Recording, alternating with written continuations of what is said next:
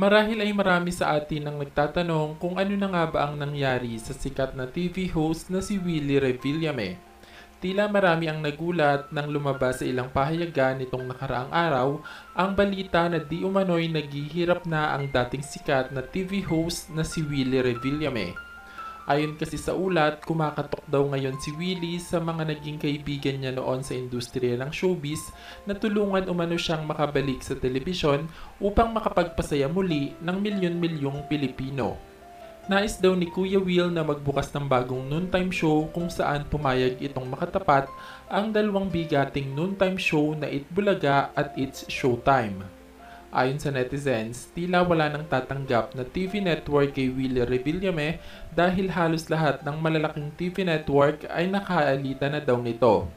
Nabalita din na kaya daw pala nais ni Willie na magbalik muli sa telebisyon dahil daw sa kadahilan ng naghihirap na ito matapos maibenta ang ilang mga ari-arian nito.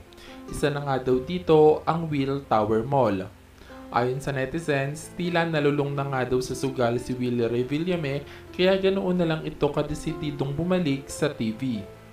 Samantala sa isang interview, pinabulaanan mismo ni Willie Revillame na naghihirap na ito at sinabing nais niya lang daw na magbalik sa TV dahil namimiss niyang pasayahin ang mga taong patuloy na sumusuporta sa kanya.